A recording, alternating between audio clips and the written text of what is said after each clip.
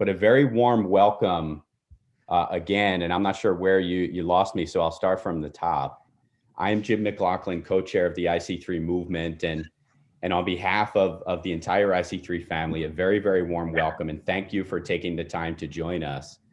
Most importantly, I wanted to thank you for prioritizing your learning about sustainable development, and in particular, how to integrate these concepts and goals into your classrooms and campuses. You know, today we're going to be welcoming friends and colleagues from more than 30 countries. So I think this is a great way for me to start the day. I'm based here in Philadelphia, and for many of you to continue or to end your day with this discussion. You know, this last 1 year of the pandemic has taught us a lot. And one of these learnings is the true value of guidance in schools for our young people. And this situation really has emboldened us at IC3 to work even harder to achieve the mission of career and college counseling in every school. That's really why we are here. We want to see support and guidance for every student in every school, not just in the best resource schools, but every school around the world. And in fact, IC3's existence is, to me, an endorsement of the idea that we can succeed and change and grow, not through competition, but through collaboration. And the Sustainable Development Committee is an example of that. So the IC3 movement really is here to provide open access resources and training for schools. You know, we're setting out to train 100,000 professionals in career and college counseling. And largely that work is happening through the IC3 Institute, which is an established nonprofit organization based in the United States. And that flagship 1-year certificate training program for career and college counselors is completely free and open for any full-time school employee. So we're inviting all of those, if you're, again, enjoying this conversation today, to look into how you can continue to support students in your school by integrating career and college counseling in every aspect of the school experience.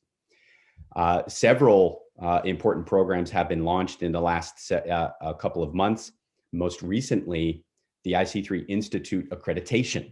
The IC3 Institute accreditation, and we're inviting all of our school-based colleagues out there to apply for IC3 Institute accreditation. This is really setting the benchmark for career and college counseling in schools and creating aspiration for others around the world to do the same.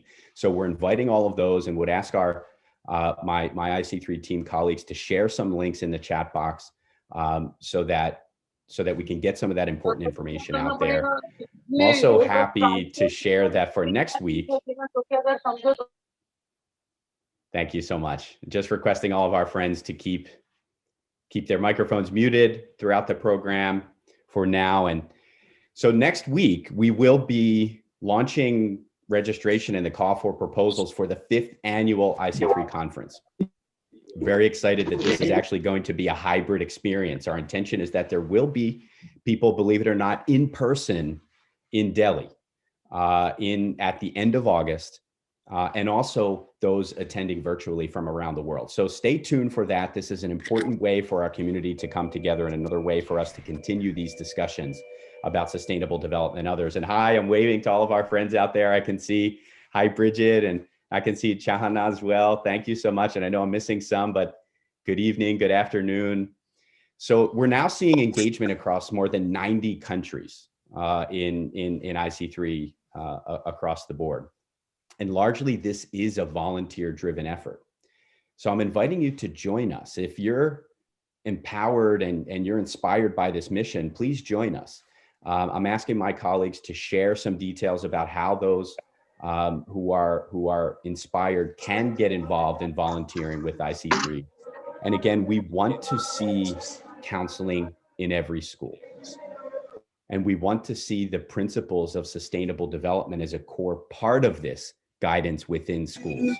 So there'll be lots of interaction throughout the day. I'm going to stop now. I want to again request everyone to keep their microphones muted until the interactive components come. Use the chat feature, of course, and also keep your cameras off until that interaction comes as well. What I'm going to say here is that the Sustainable Development Committee is, I'm very proud to be part of this initiative, and I'm very proud to be introducing my friend and colleague, Mr. Lucien Giordano, who's the chair of the IC3 Sustainable Development Committee. And Lucien's full-time role, of course, he serves as a volunteer on this committee. Lucien's full-time role is as Director of International Outreach and Alumni Engagement at Dulwich College in China. And Lucien is really the architect of the work that's happening in this committee. And I would like to introduce him now and welcome him and turn the microphone over to him to take the program forward. Lucien, congratulations to you and the entire committee. Welcome, and we're really looking forward to the program today. Jim, thank you so much for that kind introduction. And it's so exciting to be on here. I keep on looking down at the participants counter and see now 211 from all these places around the world. Old friends and new friends. So good to see Bridget's name pop up there. I haven't seen you for a long time. I probably wouldn't be here without you, Bridget, so thank you. Well, I want to keep this really short from my side, just tell you a little bit about the Sustainable Development Committee for IC3. Seen as the mission of IC3 is to have counseling in every school. We believe that the mission, therefore, of the Sustainable Development Committee is to see that good counseling in every school includes awareness of the SDGs. There's a lot to know about the SDGs, and that's really the point of today. To give you a broad introduction, to narrow in a little bit onto what you might do and think about as a career counselor. And you can go to the next slide too, by the way, as a career counselor. And to then give really inspiring examples of how some students are already engaging with the SDGs. I am not the expert of the SDGs. I think that's one of the points here, is that most of our committee is made up of people who do not know a whole lot about the SDGs. We do have two experts in sustainable development, in Grace Hu and Professor Teo, who give us some guidance there, but it's really about all of us coming together to learn and to see how we can incorporate what's so important to the sustainability of our future. And without any further ado, I want to pass it over to Geeta Jayanth, who's the principal of Legacy School Bangalore. She'll be having a wonderful session with some inspiring speakers. I'll pass it over to you and Geeta in 1 second. And I just encourage you all to stay on for the duration of the program tonight, so that when we get to the end, we can tell you a little bit more about all of the exciting ideas that the Sustainable Development Committee wants to bring to the IC3 community, how we're going to move from here to really interesting professional development. Geeta, over to you. Thank you so much. Thank you, Lucian and Jim, for leading the IC3 Sustainable Development Movement, as Ganesh calls it as a movement. Well, I'm honored and humbled to join a movement along with 33 educators. Educators from 33 countries, what I hear today, and a list of, I think about the number it was close to 680 when I spoke to Aarti this morning. So that seems wow, an inspiration. So well, tomorrow is a historic day for India as she celebrates her 72nd Republic Day. And this reminds me of a movement which was started by Mahatma Gandhi. It was the collective will of the people who joined the movement which gave India its freedom. So likewise, let's all join the IC3 UN Sustainable Development Movement today for a greener, healthier, more peaceful and equal planet for all of us. So well, let's start the session today by watching a short video to reflect on all that humanity has achieved together and all that is still yet to do. So here, 75 years of global progress with United Nations.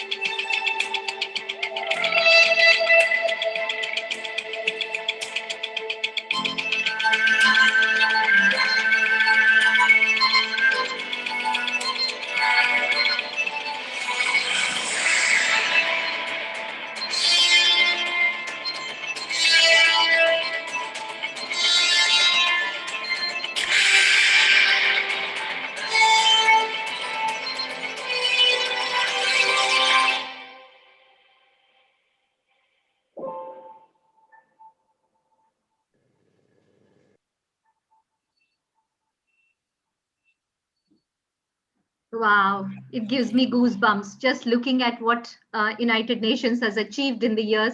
And it's also again time for all of us to regroup and work towards advancing these sustainable development goals. So, well, it's time for me to introduce our special guest speakers this evening. First, we have Mr. Rajesh Mir Chandani. He is the Chief Communication Officer at the UN Foundation and has over 20 years of journalism experience with the BBC. Rajesh holds a graduate degree in public diplomacy from the University of Southern California. He has covered stories from 2 US presidential elections to the Haiti earthquake to green energy investments in California. Over the years, he has been a frequent collaborator of the UN as a moderator and commentator. Rajesh, we are yet to have him on the panel, but as soon as he joins in, we will welcome him once again. So in the meanwhile, is Rajesh here already? Yep, I'm here. Okay, sorry, Rajesh. Welcome. Wonderful to have you here.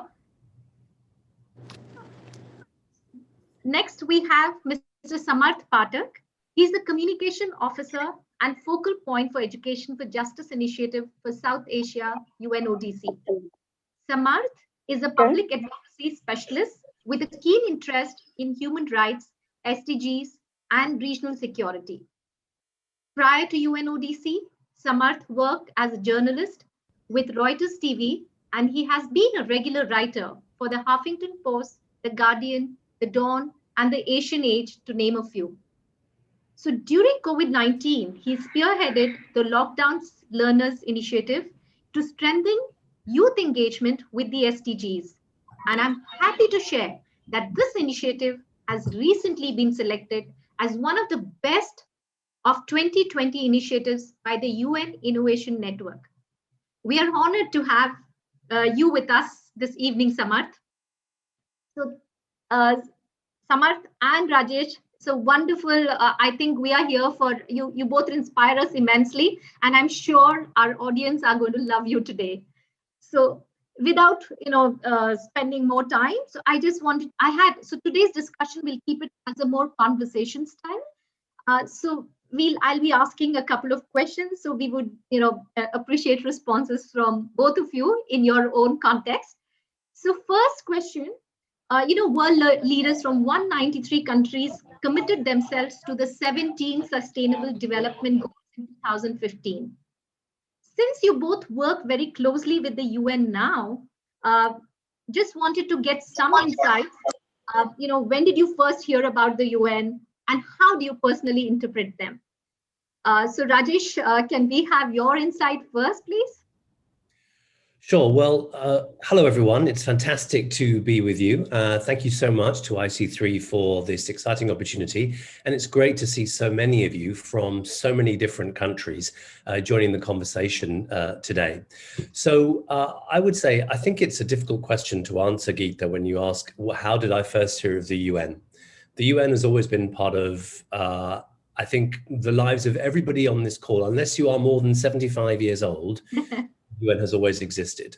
And as many people will know, and as many people won't know, the UN was born from the ashes of the Second World War, when countries came together and they had all suffered such terrible losses, and they decided there must be a better way. And the better way they chose was to create the United Nations as the one place where everyone on Earth could have a voice. And that is what the UN has been for the last 75 years.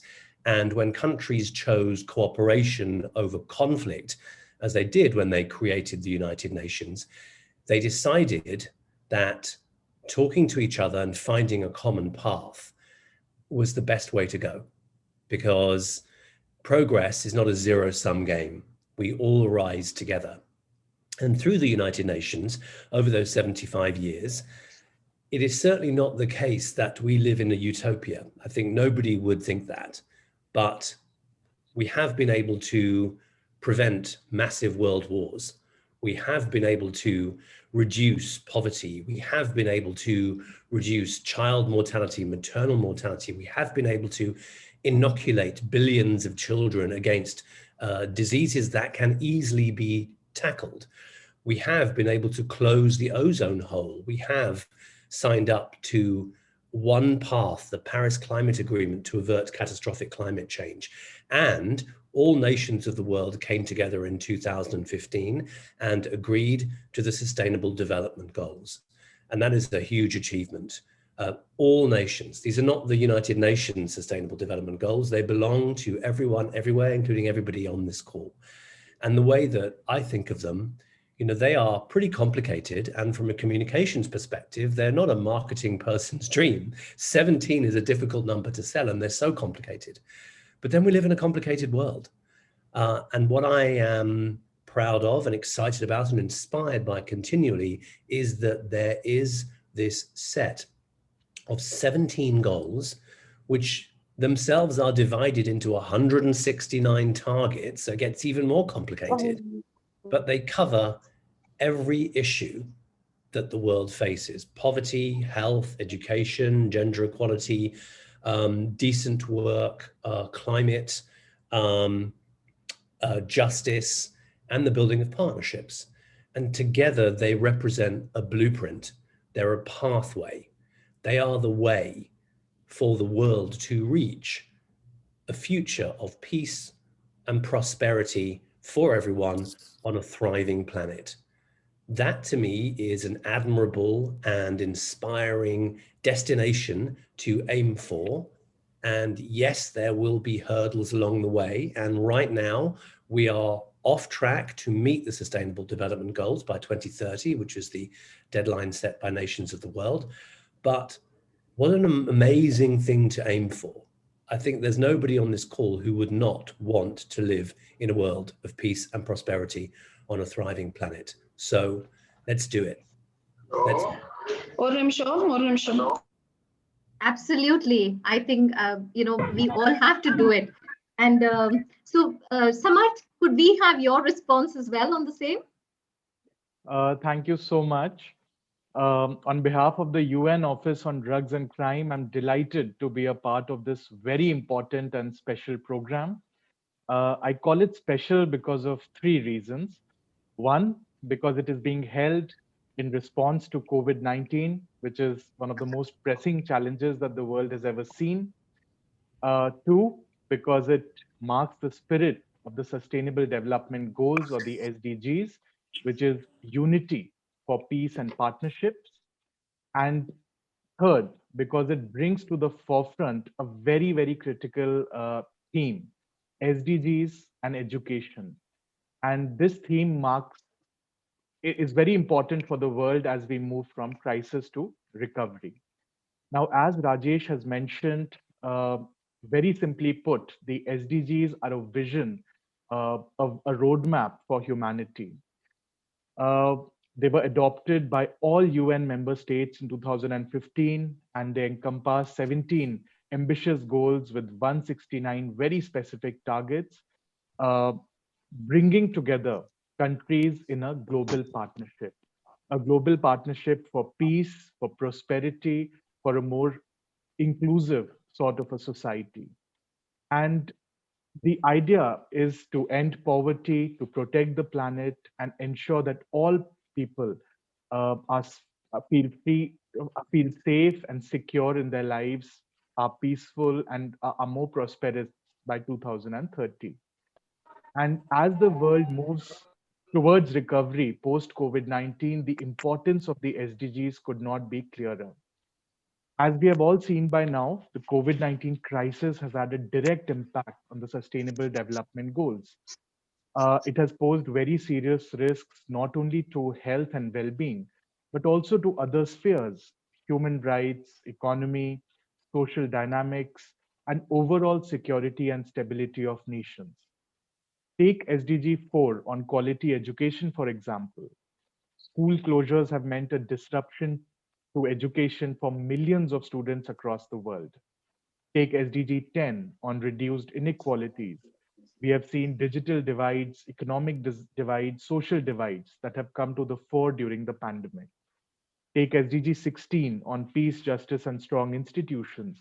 We have seen a variety of emerging risks like discrimination and exclusion, misinformation and fake news, gender-based violence, cybercrime, and social strife, among others. So clearly, the SDGs and the COVID-19 pandemic are intertwined with each other. And so, in my mind, and I'm sure that Rajesh will agree with this, that there is no doubt that to build back better from COVID 19, we need a renewed commitment to the Sustainable Development Goals. This is a decade of action. 2030 is just 10 years away. And we must reintegrate our efforts and join hands. And for this, we need three S's: SDG commitment, SDG engagement, and SDG action.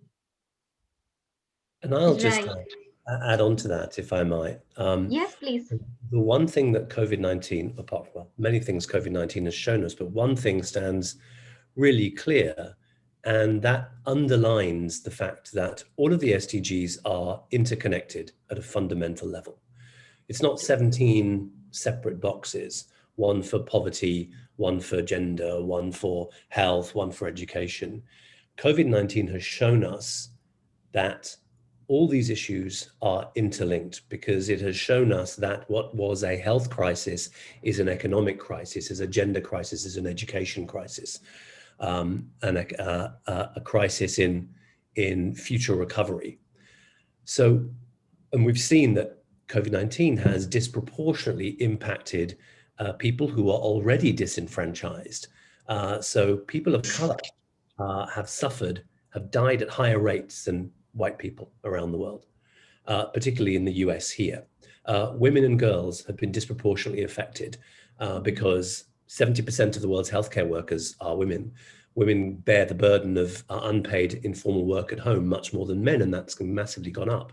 And one thing that shocks me more than anything is the simple statistic that is that domestic violence has risen by up to 30% in some places because women are at home longer with their abusers. And that shocks me. So that reminds us that what we thought of as a health crisis is a crisis in many other areas as well. And it also reminds us about the interconnected nature of all these issues, that if you impact poverty, you impact education in a positive way. If you make inroads on gender equality, you increase health and nutrition and wellness, and you increase economic opportunity as well. And we can perhaps unpack this a little bit in a second, but just wanted to add that important point, that Samath made. Sure. Yeah. Thank you, for your lovely insights. My next question is, because we have a whole lot of educators, I think more than 680 people, what I heard in the morning. So, with what I hear, the recent study which says that more than half of the population of our planet is currently under 30. And the biggest generation of young people the world has ever seen. So this puts educators in a truly unique position of influence to educate millions of students to overcome the greatest challenge of the 21st century. So we just wanted you to share that what can educators do to promote and advance SDGs in schools and universities? So we would love to hear from both of you. So Samath, since you are not muted, you could start first. Okay, right. Thank you. I believe this is a very important question, SDGs and education. I believe that education is a key ally in promoting and strengthening peace, development, and the rule of law, especially during crises like COVID-19. And I believe that we are in the 21st century. It is extremely important to listen to young people and provide them with skills and platforms, empowering them to take charge of the future that they want to build. And for this, we need to create an education process that bridges digital, socioeconomic, and gender divides. It produces engaged and committed citizens for building an equitable and inclusive society. So the time has come to recalibrate our approach to education to effectively respond to some critical questions. Questions like, are SDGs incorporated in the pedagogy? Are we giving enough attention to inculcate a culture of lawfulness, ethics, and responsible citizenship values among students? Are we focusing on teaching peace and justice and equality to students? Are youth being trained to learn and use their skills to promote, to take action to address social problems, and our schools being enabled to produce a peaceful young generation of empowered citizens. This call for recalibration of our approach is also laid out, for instance, in India's new education policy 2020. And this policy highlights themes such as peace, ethics, global citizenship, and SDGs as part of its core vision. These are also very important questions and aspects that at UNODC we are trying to address through our Global Education for Justice initiative. Through values-based education and activity-based learning, the idea is to empower students and educators in playing more tangible roles in the social space. And as part of this effort, UNODC has developed a range of activities, lesson plans, very interesting classroom aids, and free to use educational material that may be used by teachers and students to develop an understanding on SDGs, on peace, on justice. And these include handbooks for teachers and students, videos, classroom modules, cartoons, and games, among other things. In our experience, we have seen how SDGs have a huge part to play in the classrooms. They can be integrated with the subjects that children are already being taught. So you don't have to reinvent the wheel. Whatever courses are being taught, whatever subjects are being taught, you can incorporate and integrate SDGs with those subjects. SDGs can help students learn and engage with real world challenges around them using their skills. SDGs can be used to teach empathy and global citizenship to students. SDGs can open students' minds to different communities, different perspectives and backgrounds, apart from their own. They can give focus to classroom discussions. And most importantly, SDGs can enable educators and students to respond to global, regional, national, and local issues around them. So integrating SDGs in the classrooms is very important, and it can help the society fight against all kind of ills, all kind of prevailing issues, including social divides, violence, corruption, exploitation, and even drug use. So I believe that education and SDGs go hand in hand with each other. Thank you, thank you, Samarth. Rajesh, to you, please. There's really little to add from the amazing tour de force that Samarth gave you, which is absolutely right, and I would agree with. I would say that education is one of the 17 goals, but it impacts so many more. If you educate kids, you not only help make progress on the goal of education, but you unlock progress on health and well-being, you unlock progress on equality, you unlock progress on economic development, you unlock progress on peace and justice and so many other goals. In the same way, because the goals are interconnected, if you improve health and well-being, children are able to learn more and study more. If you improve gender equality, it means that more girls go to school. So the goals are impacted by, and they impact each other. That's one of the complicated but beautiful things about the Sustainable Development Goals. And as an example, I would just say to you, many years ago, a study was done to find out what is the way to improve learning in schools for children. And many, many things were tried. Do we invest in more teachers? Do we give children free lunches? Do we give children, school books, et cetera, et cetera? They all had an impact, but the one thing that had the most impact, this study found, was actually deworming. This was a study amongst poor rural children in Africa. Deworming tablets, simply giving children deworming tablets, meant that they didn't get worms, intestinal worms. And the intestinal worms were the things that were making them sick and stopping them going to school.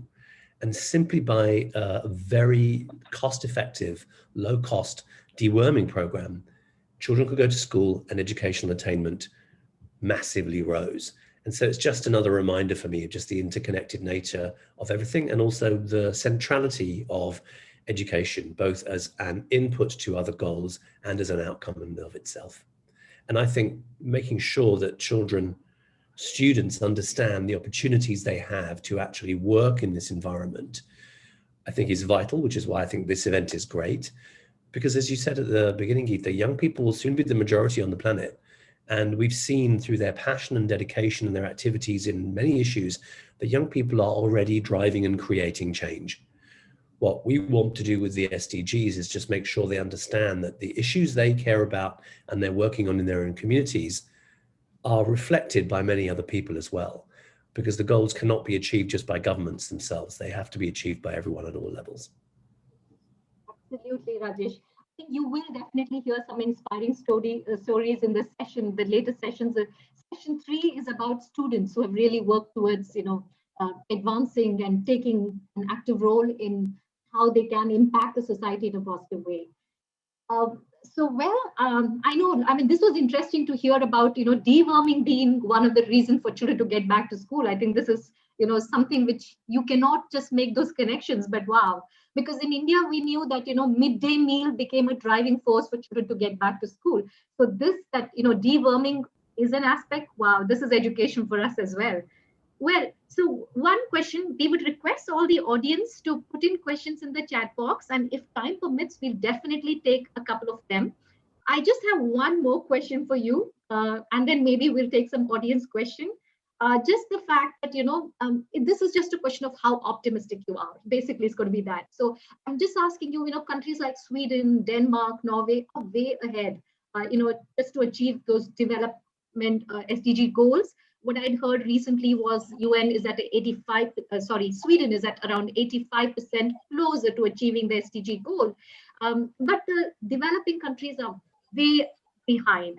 So just asking the way the progress we have made and the COVID which has impacted, how optimistic are you that, collectively we would be able to, reach the 2030 guidelines? Because, it would sadden us with the Millennium Development Goal that we lagged behind, and then we had to launch an SDG here.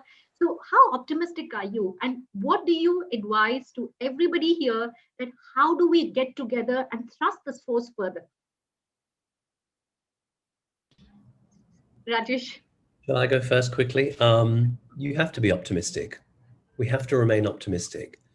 And whenever I despair, I just remind myself about what the goals represent. And that gives me another reason to want to fight harder. I want to live in a world of peace and prosperity for everybody on a thriving planet. Who doesn't? And that's worth fighting for. And every step of progress we make along the way is a place better than we were the day before. Yes, it's true, we're off track. And COVID-19 has pushed us further off track.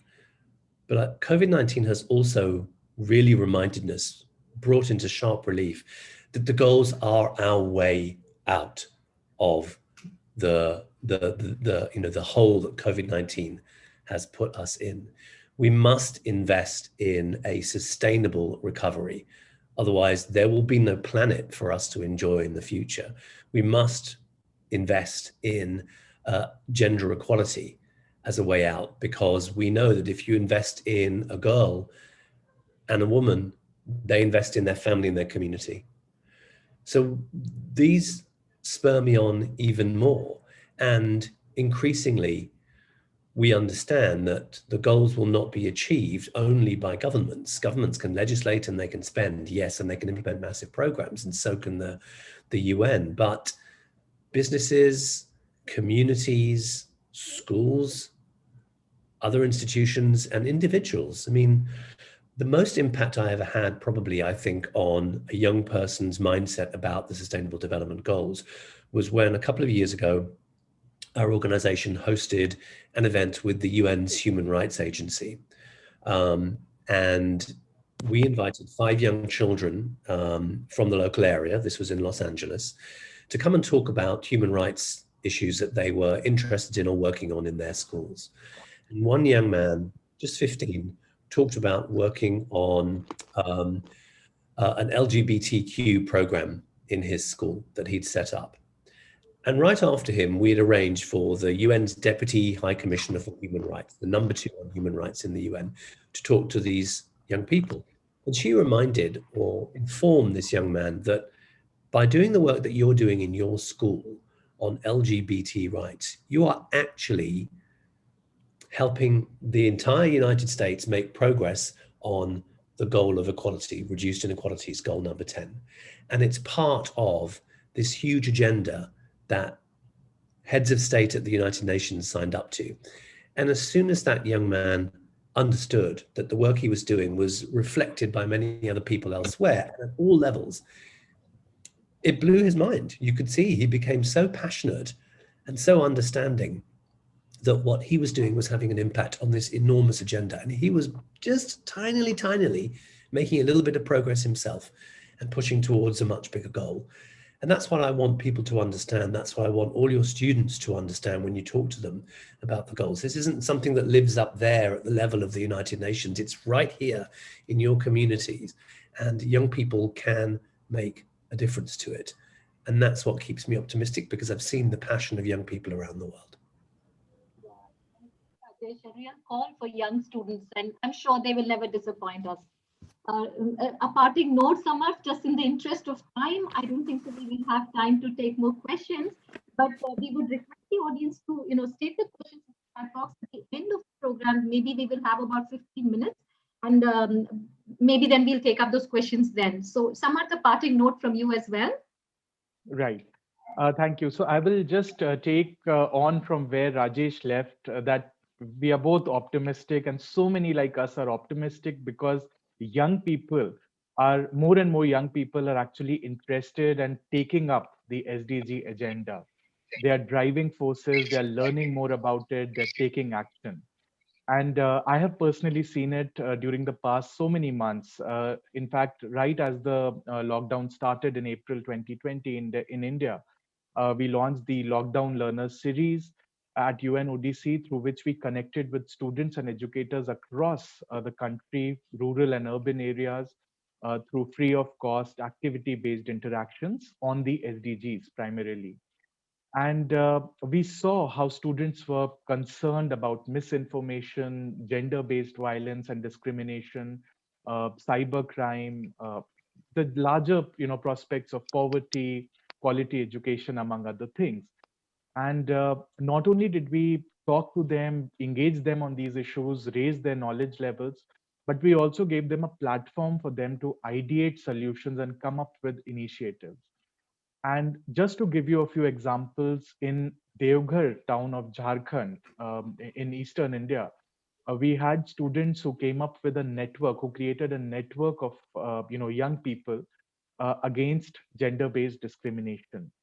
We had students in Jharkhand who also ran a notebooks exchange program to reach students who did not have access to online devices. In Bangalore, we had students who came up with an online repository where different students produced artwork, videos, etc. But we also had students who created an online game. They used online tools and their own skills to come up with an online game to counter misinformation and fake news. And we've had a range of talent from students, a range of ideas and initiatives from students who have really amazed us. And all of them say one thing, that we are committed to the SDGs and we want to build a future that we want. And their vision for the future is about peace, about inclusiveness, about justice. So I'm very hopeful and I'm very optimistic because young people are ready to drive the change.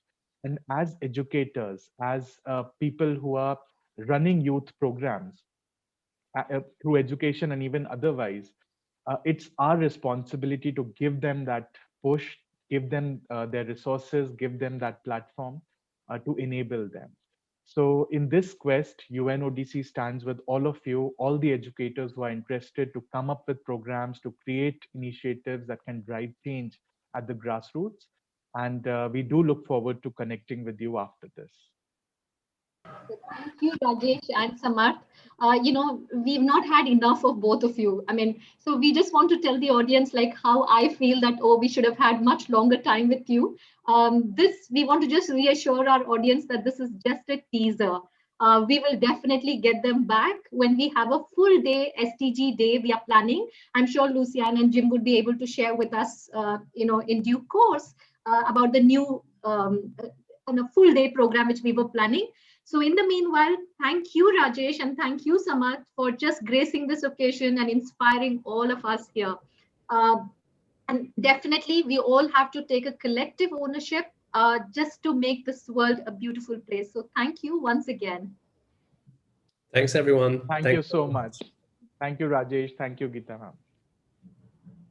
Marth, Rajesh, Geeta, that was wonderful, inspiring. I hope that everybody in the audience picked up that first inkling of an idea that this is so important to what we do as educators. As Geeta mentioned, yes, this is just the beginning. We want to build off of this session and the sessions to follow to talk about, and you'll learn about this at the end of the night, how we want to deliver more professional development around the SDGs. So we're going to go into this next session thinking about this idea of narrowing down from some of the moral imperative, some of this broad idea of what the SDGs mean to the development of our future society, into what we can be doing in a practical sense as counselors in high schools. So this is going to focus a little bit on that sense of delivering career counseling. It's going to be led by Ambika Kaul from DPS RK Puram in Delhi. Ambika, over to you. And just one more quick reminder, we will have a 5-minute break at the end of this session. So there'll be a 5-minute break at the end of this session. Over to you, Ambika. Thank you, Lucian, for this kind introduction. Hi, good evening, everyone. Good morning. Thank you for joining us for session number 2. Within a high school, counseling for sustainable development is highly nuanced, and it's a multi-layered practice, as both Samarth and Rajesh shared with us in session 1. With a specific focus on career outcomes, on college admissions, we have multiple opportunities as a counselor to inject concepts of global citizenship, of collaborative ownership, as well as the SDGs within and without the curriculum. In my counseling office at school, we have recalibrated how I speak and guide students, be it their internships, their projects, volunteer work, self-study, independent, guided research. There are multiple ways where we can engage with the SDGs. Let me give you an example from, Gaston needs to be given permission to switch on his camera, please. Gaston and Anne. From a social justice project, which could span, say, education or gender, to food sufficiency, a research project which could have economic or political aspects. The combinations are endless. Today's discussion is with 2 entrepreneurs who work very closely with high school and university students, both online and in the real world, with a laser focus on the SDGs. We will unpack today how sustainable development can be woven into these experiences, how internships are building blocks, and how students can build careers and access top-notch opportunities with a sustainability lens. On our fantastic panel this evening, we have the fabulous Anne Noguer. She is the CEO and founder of Puentes Abroad. She's a social entrepreneur who pulls students out of their familiar, out of this increasingly digital world that they live in, and she pulls them into these immersive, meaningful experiences of internships and graduated gradually in non-profit management university in San Andres. Entrepreneur who jumped into digital inhabited by this youth. In 2017, he co-founded Talk to You, the tech-based startup that combines story, artificial intelligence. Hello? Can you hear me now? I'm sorry, I'm going to switch off my video. Can you hear me now? Could somebody just put it in the chat, please? Because I just got a text message from Aarti. Okay, perfect. I'm just going to jump back and quickly do the last line, which is what this session is going to do. We will unpack how social development, sustainable development can be woven into experiences, how internships are the building blocks, how students can build careers, how they can access top-notch opportunities with the sustainability lens.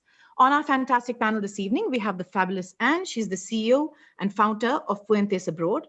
She's a social entrepreneur who pulls students out of their familiar in this increasingly digital world into immersive and meaningful experiences in Argentina and Uruguay.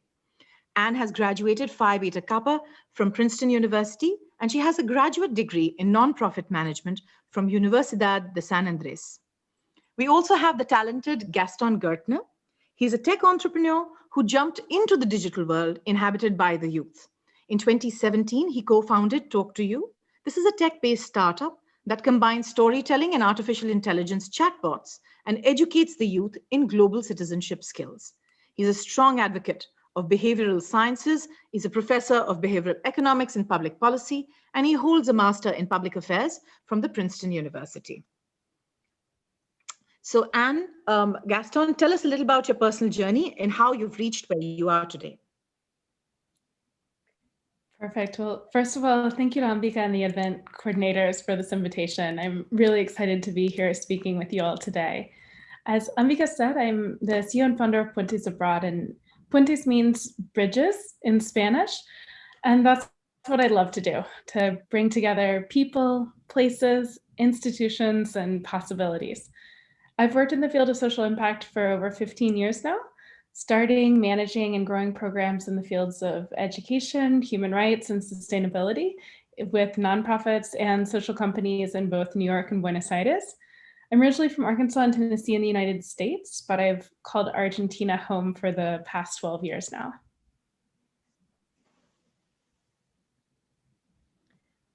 Gaston? Yeah. Again, thank you everyone for the invitation. It's a pleasure to be here, and let me share a bit of my long, extended personal journey in an abridged part or intervention. But when I was 13 years old, I wanted to be president of my country in Argentina. So I watched every political TV show and always wanted a seat at the table. And so I think consequently, I majored in political science in an elite school here in Argentina. And I did well. I cared a lot about my grades, and I think that I had a scholarship. So I think I did care about that, just not to lose my scholarship then. But I think the much attention I gave to my studies maybe was at that time at the expense of maybe not engaging that much and not participating in community-based initiatives, which I somehow, many years later, regret now. From there, I transitioned into academics. I did invest a lot of skills in statistical programming, languages, studied Portuguese.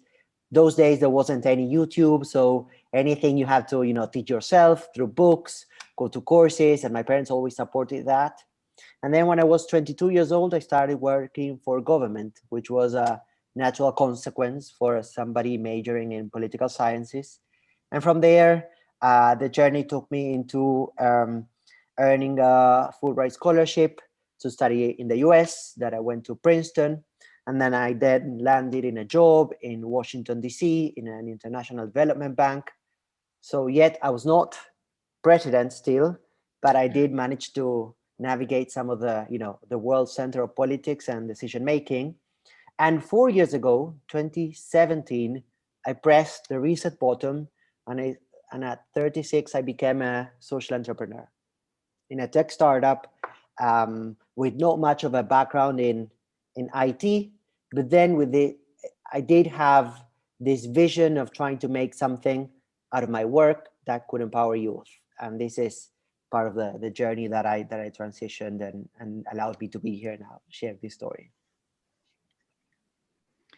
Thank you. This is just, we spent a lot of time talking to each other, and it is really inspirational to see how professionals in the real world outside of the bubble of a school are recreating and reinventing themselves and making themselves more relevant. Could we have the next slide, please?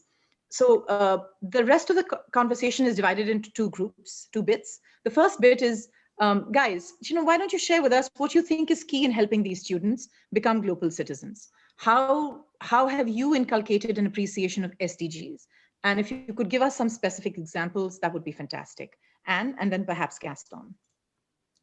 Great. So I really believe that we should be helping young people to become global citizens who can bring an international perspective and cultural empathy to their spheres of work and influence. In an increasingly interconnected world, this is so important. And I see the Sustainable Development Goals as a really powerful guideline on how to help students to ethically work and live in this way. So to tell you a few stories about some of the students that I've worked with and how we've helped them to have meaningful and authentic international experiences that have helped them to grow. So first of all, Rebecca. If you'd like to switch the slide, I can show you a picture of Rebecca. Rebecca interned in 2016 at a human rights nonprofit in Buenos Aires that supports immigrants and their rights. The nonprofit emphasizes values like respect, human rights, cultural richness, human dignity, solidarity, and better quality of life for immigrant clients. And these were concepts that Rebecca embraced both during and after her internship. She also learned about different social problems and how professionals in a different country face them, this type of cultural empathy that I mentioned before. Rebecca went on to graduate from Princeton University with a degree in sociology, and now she works in the US House of Representatives as a legislative assistant, helping to shape public policy for the country. Another student, Jonathan, interned in 2019 in Argentina for a sustainable food company. And as an operations intern, Jonathan was tasked with researching how to reduce the carbon footprint of the company's supply chain. While Jonathan learned a great deal about operations and sustainability through his internship, what he most valued was the complete international immersion experience that really helped him better understand how he as an individual learns, processes, and communicates ideas with other people. Jonathan went on to graduate from university with a degree in electrical engineering, and now he works as an engineer at Raytheon Technologies, one of the largest aerospace and defense manufacturers in the world. Jonathan said that his international internship made him a better critical thinker, problem solver, and a more well-rounded person overall. Finally, Lewis. It was Lewis's first time to travel abroad. When he landed in Argentina in June 2014, his worldview literally and figuratively expanded. He interned for a tech startup company, working alongside the co-founders, helping them with business development, marketing, client service, anything and everything. This experience showed Lewis how much growth is possible through international immersion, and he was eager for more. It also helped Lewis to learn how drawn he was to entrepreneurship and the concept of solving global problems through technology and innovation. After graduating with a business degree from the University of Arkansas, Lewis co-founded a medical technology company and then worked at Unilever. Then he spread his wings to travel internationally again, this time to Seoul, where he worked in the social entrepreneurship sector. He's currently the director and head of Asia for Startup Junkie Consulting, which offers free consulting to entrepreneurs who are improving lives through innovation. Thank you, Anne, for these amazing, these stories. I wish my kids would live such broad, large lives. Gaston, could I request you to share some of your examples? No, yeah, sure. I can share some of that, and just let me reflect how envious I feel about these students, and I have been working closely with Anne. I wish Anne had been at my 18 years old or during my years at school, sharing some of these paths, because I think they're so important to leveraging and raising the personality and who you want to become. And so I think, looking backwards, eventually you can find your way in, but I think the correct or the help that counselors and people like Anne can give to students is just like, removing all the noise and helping them, build and construct and identify what is the right path at a very early age. And I think that's the powerful tool of, how can we model the life of these kids. So looking back and reflecting of the global citizenship, last week I was working on a presentation, and I looked down for the definition of what is global citizenship education, and I think it provides a useful guidelines to us at this stage and maybe at this panel.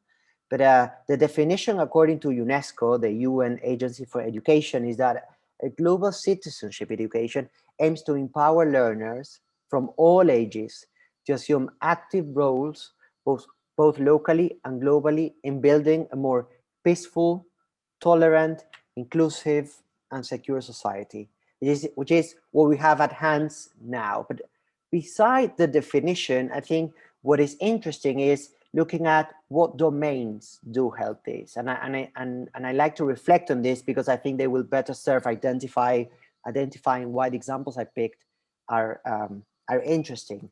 But the three domains into getting students into a global citizenship curricula have to do with a domain in cognitive studies, which will help them understand complex issues about the world, issues like global warming, xenophobia, migration issues, world poverty, do require some level of, cognitive knowledge and understanding of many subjects, putting them all together in one piece. It also is about the social emotional skills, having the right values, attitudes to develop effectively and with a positive mind, leaving egos behind and just putting yourselves at service. That is part of a global citizenship education as well.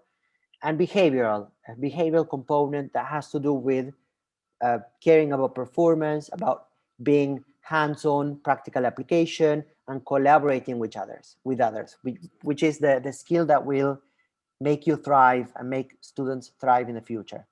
So in that sense, this brings topics related to climate change, self-esteem, being able to plan a life project, helping them become lifelong learners and giving them the tools in mental health as well, just to be more mindful and more caring and more tolerant as world change makers. So if you can switch to the next slide, I can think of share two examples of how I think these situations get into practice with these students. Let me first start with a story from Ingrid Bodin. Ingrid interned with us at Talk to You with the help of Anne, who's a partner at Talk to You, and introduced us to her in a cohort of interns last year, and also with the help from Luciane, who's managing the alumni network, and Ingrid was a student and a graduate from high school at the Dulwich network of students. And so Ingrid was a high school student from China, and she was majoring in international relations at GW in the US. And she was a very curious about business internationally and the startup world. And so I think, yeah, sorry. And so I think if you can switch to the next slide, let me give you a spoiler on what she did help us build. So she interned with us, helping us in two arenas: setting up a communication strategy, launching our first Instagram channel at the age of 22, working hand in hand with us and all the team at Talk to You. And then this image is part of the work she did in running the market research, helping us identify and critically assess for opportunities for a startup in different fields that we are getting into, which is digital therapeutics, education and technology, chatbot technology, and with very, she didn't have any experience in murals or some of these digital tools, and being able to work hand in hand with us was helping her during this. Maybe next slide, please. And all of this she managed to do while in a pandemic, which was 2020, the year of COVID, not being able to fly home from the US into China, spending the summer at her boyfriend's family house in California, which she was able to travel from Washington, DC into there, and doing 6 a.m. calls with us for the time difference. So I think these are the things that define not only the commitment of the work, but also kind of the ambition to work remotely and being part of, international startup. The next slide, this is an image of the title of her summary, and she posted this on our blogspot, sharing, how she described the experience, and let me share with you some of the extracts of what she says in this article. Next slide, please. So she says, which I think is very inspiring and worth reflecting.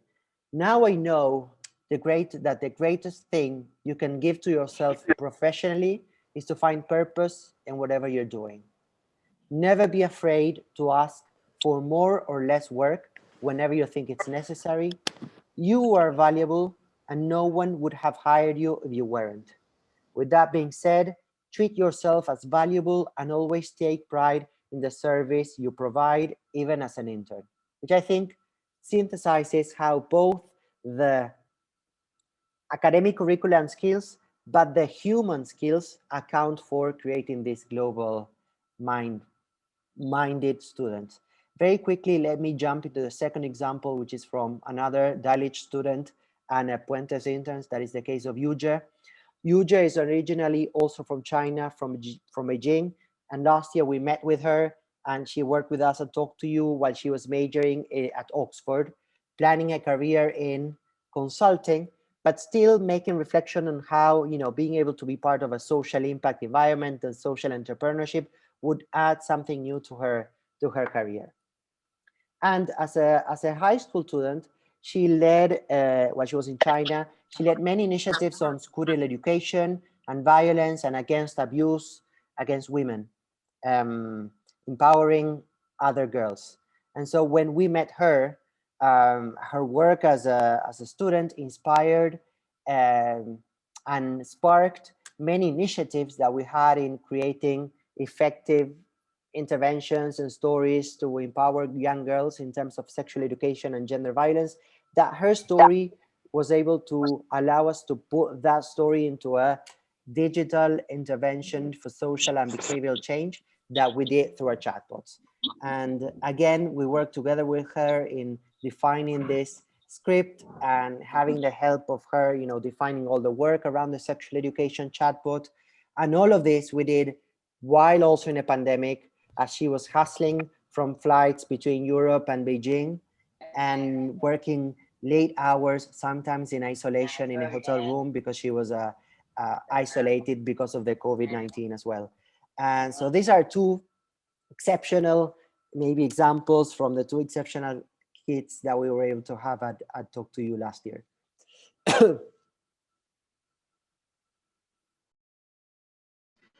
Thank you. Guys, just as a counselor sitting in a high school in India, some of the examples that you've shown and the kind of work these students are engaging in is very inspirational. And I'm hoping that this is just the start of our conversations and the work that the two of you start doing with us in India. I'm just going to take one other question, which is fairly relevant for the audience today. Anne and Gaston, would you share some of the guiding principles for counselors who are looking to prepare students to join the workforce? And by that, I mean, at some point, what you do needs to have purpose and meaning, of course, but there also have to be career outcomes. As Geeta mentioned, as Rajesh was highlighting, we have a larger proportion of the youth is going to be coming into the working economy, and we have to have opportunities for them. And entrepreneurship, unfortunately, is one of the only ways. And I say unfortunately because being one myself, it's a very difficult job. It is truly one of the most difficult jobs you can do is to be an entrepreneur. So Anne, if I could get a couple of points from you, and then Gaston, perhaps a couple of points for you, and then we'll wrap up because the next session is waiting. Perfect. And thank you again for those great examples, Gaston. Really exciting to hear those stories. And so in terms of guiding principles, first, I'd encourage you to help students understand that meaningful and impactful experience is more important than prestigious experience. That being able to tangibly contribute and come away with new skills is way more interesting than simply having a well-known company on your CV. Along the same line, it's just the importance of having those life experiences outside of the classroom. While of course, it's incredibly important to study hard in school, it's just as important to go out into the real world and have experiences, working as a waiter, interning with a local startup like Gaston's, volunteering at your church, practicing with a sports team, and that these activities should be fun, ideally. So this takes me to a strong belief that I have that work should be fun. With so many diverse career opportunities that students have these days, we want them to seek something that makes them want to get out of bed each day, something that challenges them and fulfills them. And on this note, that life balance is key too. This is really big for students, to help students understand that there are trade-offs, and if they want to be the best in their field, you usually need to make sacrifices, work longer hours, see family and friends less. So students need to decide what work-life balance they want to have and understand that they're the captain of their own ship. Likewise, we should encourage students to build their unique path. So they don't feel like they have to bend to the least common denominator to do what all of their friends are doing. That if they're learning, progressing, figuring out what makes them tick, then they're professionally and personally on the right path. And a little bit going along the lines of what Gaston had said about being lifelong learners, for students to remember their humility and ask for help, whether in the classroom, in a new country, learning language, or in a professional setting, it's so important to lean on others. And being humble lifelong learners helps us to also be global citizens who are culturally empathetic. Finally, I'd urge students to not get boxed into thinking that they have to decide between social impact and financial success. That social entrepreneurship is an exciting blend focusing on people, planet, and profit. And we need as many future leaders and problem solvers as possible who can work at this intersection to build a more sustainable world. So I'd love to hear Gaston's insights too.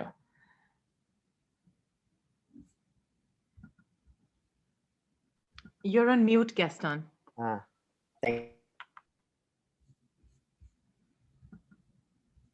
You're still on mute. You have to unmute, yeah. Okay. Thank you, Anne. So yeah, also contributing to identifying some guiding principles for school counselors from a very maybe tech startup perspective or social entrepreneur. I would say first, get your students into embracing technology. And this is more into recognizing how technology is today's youth's natural safe place where they spend most of their time, and a real enabler, a medium to connect. This generation is the most connected in human history. And so if they are connected, we shouldn't bring impediments to this. Just we should guide them into how they can be more meaningfully connected, but not isolated at all. And the technology sphere is also about, I think many young kids, and usually your students, are very techy and tech savvy, especially in India, which is a recognized international tech hubspot. But I think it's important also for them to recognize technology as a way to connect with others, even outside the community and even more globally. Because yet I think also technology can become or sometimes be a place of isolation and anxiety. And so I think opening the ways into which they can embrace technology for the positive, staying connected to whatever is happening around them in their communities and around the world is a powerful message. And I think secondly, give them tools to think critically and connect with their purpose and their why. And this is, I think, a very important thing, not only connecting, which brings back Anne's topic. It's not about the big brands they're interning. It's about how this experience will bring something that is really important to their career building and the skills that they want to get and who they want to be in life. So help them become critical thinkers, develop their sense of curiosity, be bold and not be afraid of, make a mistake, because we all make mistakes. And just, a mistake can be an opening door or window to, a new path that can unlock an interesting potential. And thirdly, leverage this collective genius and collaboration. There's so many today collaborative platforms within the technology, murals to co-create together in a group within a Zoom session, inviting them to run workshops, participating in Zoom calls, connect globally, maybe connect with other cohort of students in England or Spain or in Brazil or in Argentina, and just like being able to have these sharing experiences that will enhance the opportunity to think about wider career paths. And all of this will help more at a faster speed connect with their purpose and their why in life. And I think that's something that is worth bringing to these students. Thank you. That was amazing. Just to sum up two of the things I'd like to take away from this session: connect with the why and engage meaningfully. So those were the two things that we've seen, and we had multiple examples. We now go from international towards India. Lucien, over to you. Thank you, Ambika, Gaston, and it's so nice to see your faces. That was really fantastic. And you said something to the effect of. Thank you so much, guys, for being here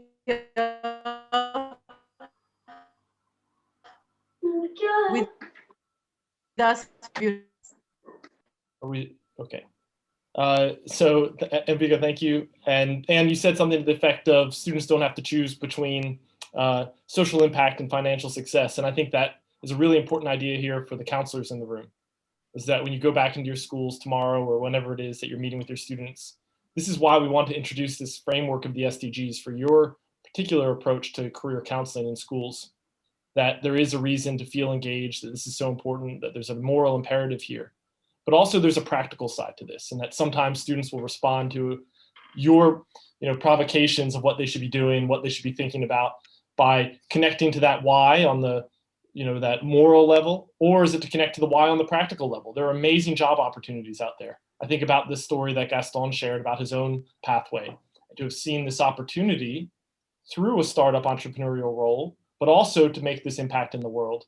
And all the examples that Anne can share, all these companies that they work in, with the students that they serve, seeing how they take this idea of being impactful to their communities or the global community through a framework of the SDGs is a great way to think about it, and also finding career success.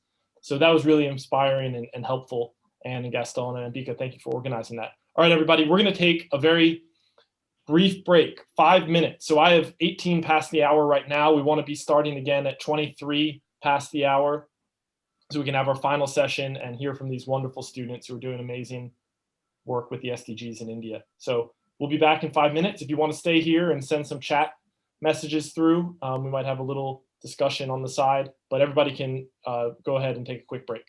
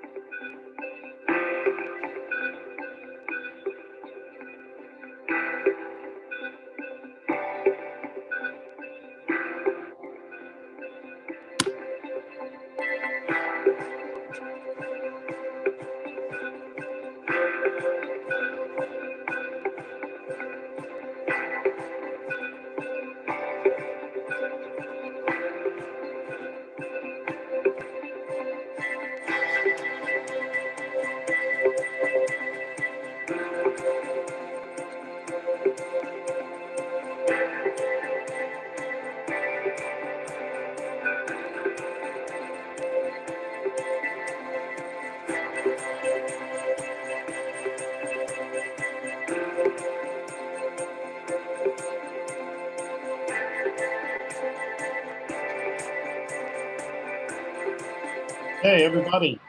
Hope that was helpful to have that 2 minutes there.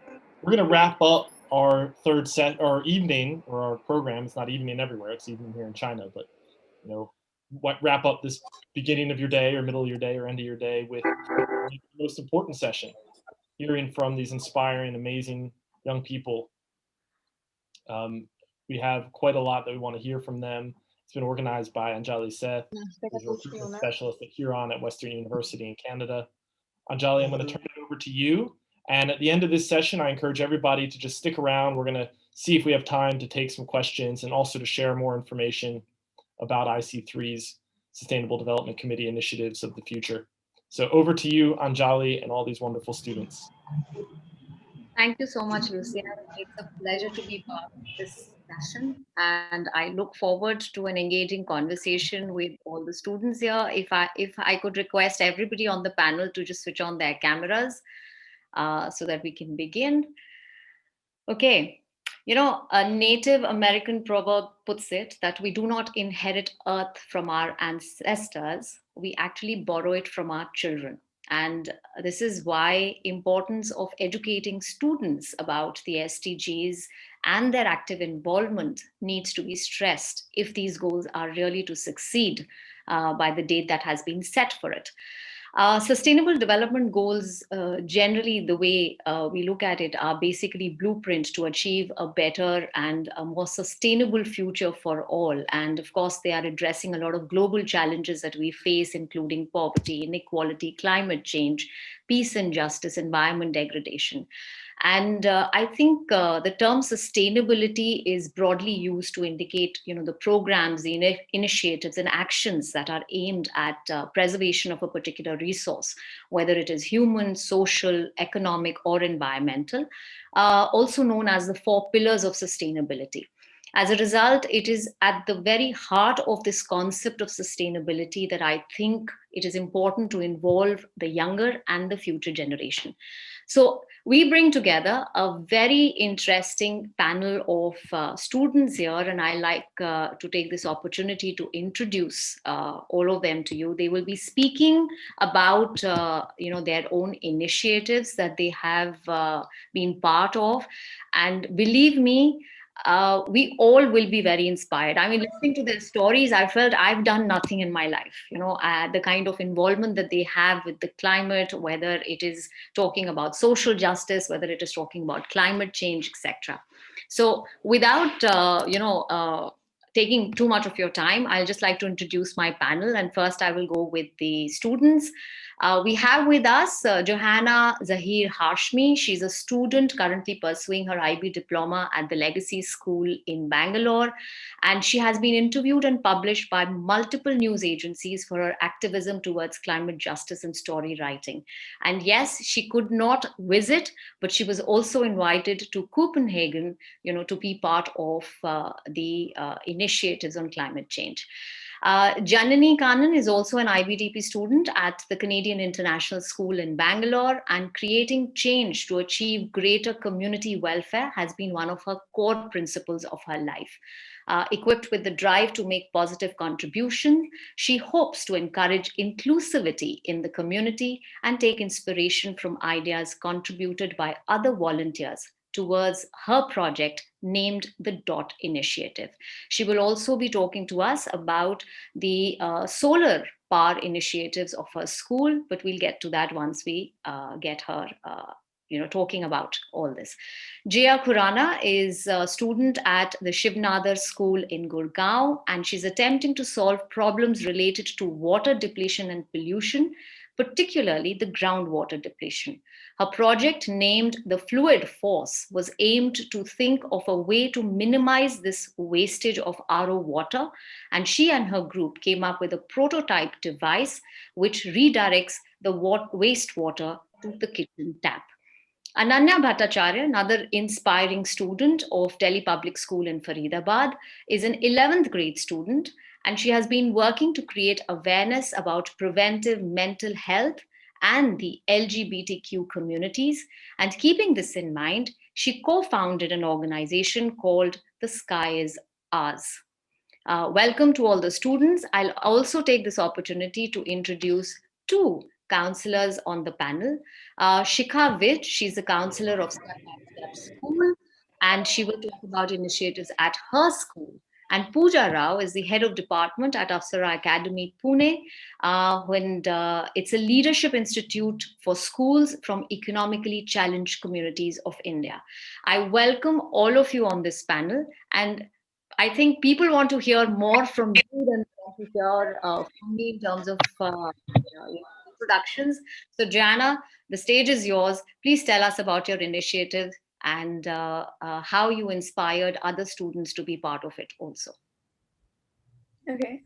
Good evening, everyone. Thank you so much for being here and having me here today. My name is Johanna Zahir Hashmi, and I'm 17 years old.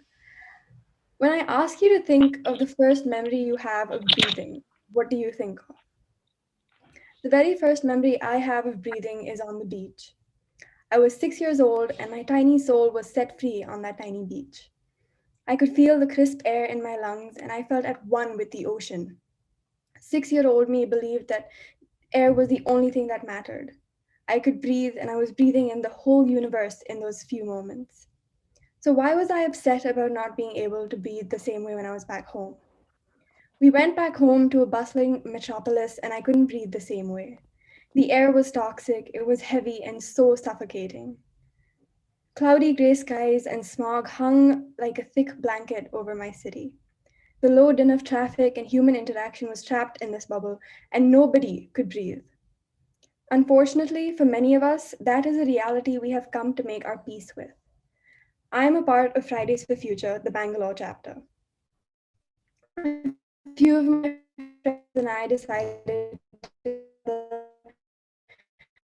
create in our schools and injustices, and we have come together to make a change. I read an article by The Wire about a study that showed that 1 in 15 lost pregnancies in South Asia is due to air pollution. We have known about climate change for decades. We have known that global warming may come twice as fast as expected due to the rise of methane and other trace greenhouse gases since 1985. And in 2019, the news of tropical cyclones and wildfires and intensified scientific warnings raised concern, especially among younger people. Now, the mean global temperature is 14.8 degrees Celsius, the warmest in tens of thousands of years. Levels of carbon dioxide in the atmosphere is at 415 ppm, the highest in millions of years. However, we can only fight so much by ourselves. By striking, by raising awareness, by starting the climate conversations in homes and in office spaces, adults and people who can help, they can rally for us and fight by our side. Can you please go to the next slide?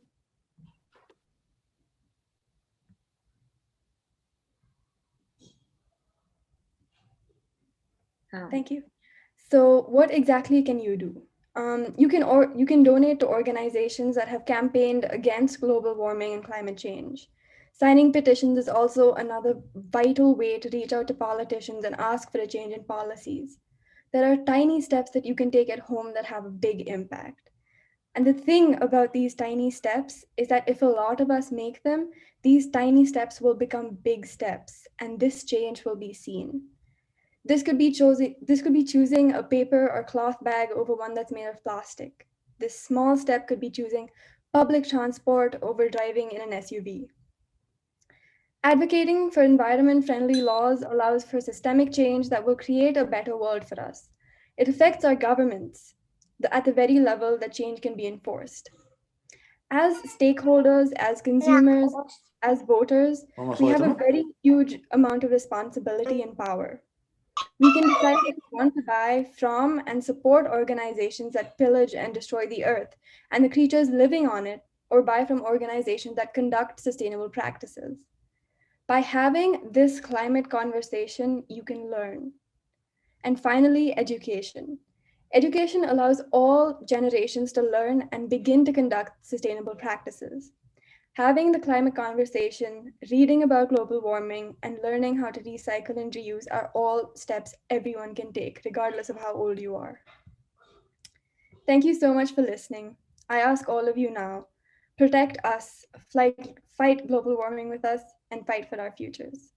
Thank you so much. Thank you, Johanna. It was very inspiring. And keeping on the subject of climate change and the need to protect our resources, I now invite Jaya to talk about her initiative called the Fluid Force. Jaya, floor is yours. Good evening, everyone. My name is Jia Khurana, and I'm a student of Shiv Nada School, Gurgaon. I'm also part of a 5-member team called Fluid Force. Every year, Shiv Nada School hosts an event called Capstone, and through this event, students are provided with a platform to express their interest and put forward ideas and contributions related to sustainability and various social ills. This is how our team, Fluid Force, was formed. Our group members were, from the beginning, interested in attempting to solve problems related to water depletion. So our project aims to sustainably manage and conserve water. Thus, our project works for the fulfillment of the Sustainable Development Goals that are clean water and sanitation and sustainable cities and communities. Can you please change the slide? Thank you.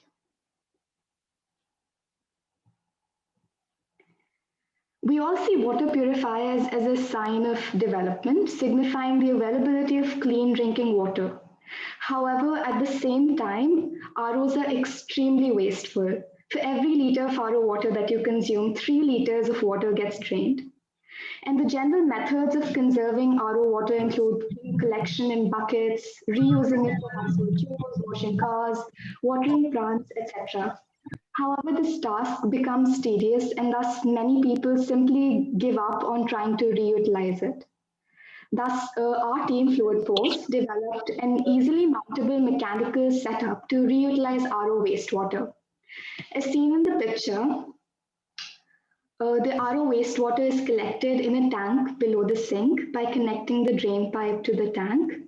And a 40-watt waterproof motor helps to draw the water efficiently, and thus we can reutilize the RO wastewater through the tap for washing utensils, vegetables, etc., for all other purposes.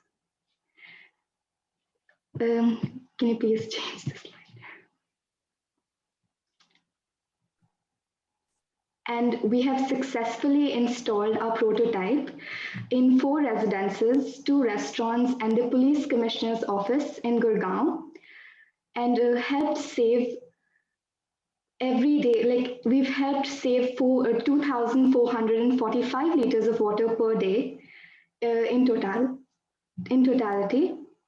And I would like to conclude by saying that even though our project aims to make it easier for everyone to conserve water, this massive quantity of water, I would like to encourage everyone to try doing this by collecting the RO wastewater in a container and trying to reutilize it, however tedious it might be.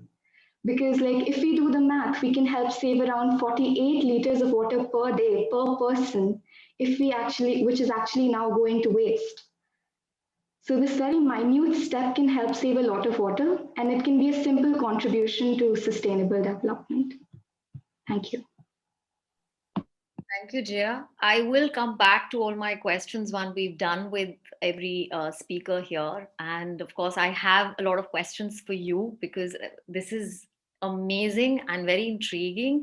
But just a very minor question, small question here is this prototype available? I mean, are you openly, putting into production so that if nothing else, I mean, households are using it in commercial properties. What about schools? Is it being used in your own school? Yes, in fact, we actually installed it in our school also. Though our school does have an STP plant, so all the majorly whatever water is used in the kitchens is actually being recycled in that STP plant. But there are smaller units like near the place where the guards stay. So there we've actually installed our plant in our prototype in our own school. And as for your question about if it's commercially available, right now we're not able to produce, mass produce this product because we created it ourselves in school and we made the prototypes by hand and then installed it with the plumber wherever we, at all the places. So basically, according to the feedback we received right now, we've been working to improve the prototype also. So right now, as for now, it's in close contacts with people we can actually visit ourselves. We're actually putting it. Super. I think that's again very inspiring. Moving on, I like to take a perspective of, a school faculty counselor, Shikha. I like to bring you in here as to how, first of all, I mean, address the question as in how easy or difficult it is, to involve students in environmentally friendly projects. And what is it that your school at present is doing to engaging? Thank you so much, Anjali. Good evening, good morning, good afternoon, everyone who joined. To answer your question, Anjali, I feel that students are hungry to bring the change. The world is pivoting, and so do we need to pivot. I think Samarth said it in the first session that education and sustainability cannot exist in silos. They need to coexist, and that's very, very much true. We encourage our students to do a lot of projects. More often than not, students walk into my office, discussing projects, discussing initiatives that they would like to do. I just feel you need to give them the right direction, and it works out brilliantly. To talk about a few initiatives that we do at SBS, step by step, the school that I work in, or of individual projects that the school has done in. The first thing that, I am personally very, very passionate about, gender equality, LGBT rights, and those kind of things. So we've had students, we've tied up with a few universities, one of the premier universities, Ashoka, to do gender sensitization and equality workshops for our students, which were brilliant. The feedback was amazing. Just get students to think, I've had a student who recently spoke to me about her sexuality and she wanted to talk about it in her application. It was a challenge for her. So I feel this was a start for students like that who wanted to open up or discuss these things. We've had students who started their own initiatives, and a brilliant initiative in spreading, awareness about menstrual hygiene. She tied up with this girl, tied up with schools, underprivileged schools, and genuinely spoke about it. She was passionate. She wanted to bring a change in the washrooms, like small change. So it was brilliant to see her enthusiasm. Sometimes I had to tone her down and tell her this may not work out in a scenario in an Indian school. There would be parents who would have a different take on it. So those are the initiatives we encourage. We had a student this year who started something on e-waste. He started collecting mobile phones and e-waste, and he found a way to dispose of it, so which was brilliant. We as a school also encourage, a lot of coming together and celebrating differences. So we have programs which students have curated this year amidst COVID, called Showreel, where students can talk about their open mics, and there is slam poetry and all that happening, something that I've never seen, and it's so enjoyable to see students talk about it and come out of their shells. And so we encourage that. We celebrate well-being, we celebrate gender equality. We love to do that. We have a long-standing project called Sahyog. We have adopted a village, and the first year, this was before me, so I cannot take any credit for this, or the students collected 25 lakhs in-house just between themselves to a fundraiser that they put up. So they have adopted this village every year, barring this year, of course. Students travel to that village, they paint cow sheds, they live there, they interact with the community there, understand the problem. One of the streams is called dairy, whereby they teach how to take care of the cows. So we encourage all these, natural ways of sustainability, and we are very proud of that. And I feel students are hungry to really bring about a change. Look at Joanna, Janani, and Anya. They are really, really, their initiatives are brilliant. So without taking up much time, I'm going to hand it over back to them. Thank you, Shikhar. That's again, when schools support the initiatives that students start, I think it makes all the difference, because sometimes we know what we wish to do, but we need a little bit of help either from school or our counselors or our faculty. So that's where the importance of schools comes in. I'm going to move on to Janani now. So Janani started a project called Dot Initiative, and I remember sharing some of her paintings on LinkedIn, because it was so inspiring the way it talked about and encouraged inclusivity in the community. Janani, please let us know, inspire us. Right. Thank you. Thank you very much, Ms. Anjali, for that introduction. I am very happy to be here today with over 200 people registered to listen to young people and school initiatives related to the Sustainable Development Goals. My name is Janani, and I am a high school student at Canadian International School, currently doing the IBDP at my senior year. So today I will be highlighting a few school initiatives and also my personal initiative related to inclusivity and sustainability. Firstly, I would like to talk about the solar panel initiative at CIS. In 2016, commemorating our 20th anniversary, Canadian International School installed a solar plant producing 300 kilowatts of power per hour, which is the largest producing capacity in Karnataka. So through this initiative, our school aims to reduce its carbon footprint and power the neighboring households with the excess power that is generated. Our solar power plant can generate up to 500,000 kilowatts of energy, producing an excess of 70,000 kilowatts. We have about 1,875 panels installed, and each holds a capacity of 160 watts.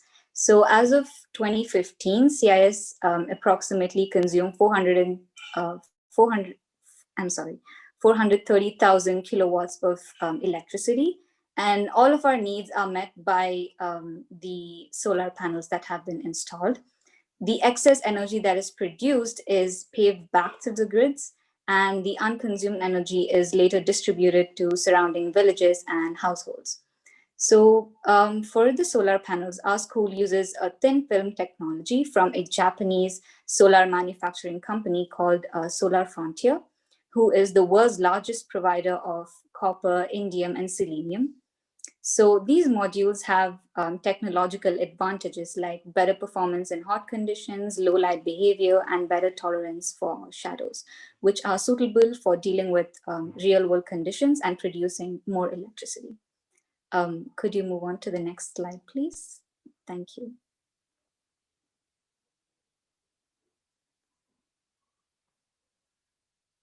Right, so next we have the DOT initiative. This is one of my personal initiatives as part of the Reduced Inequality Project, as part of the IC3 Sustainable Development Committee. I have always believed in the ability of young people to work towards building an inclusive society, as many people highlighted today throughout the session. So, as a volunteer for the Reduced Inequality Project, I decided to create change by adopting the spirit of International Dot Day and took an initiative during the Inclusivity Symposium at CIS. So, the Inclusivity Symposium is an annual event that is conducted at our school to encourage students to appreciate each other's perspectives and embrace differences. We have inspirational talk sessions and workshops conducted by student volunteers every year. So I presented the DOT initiative as an idea for a workshop.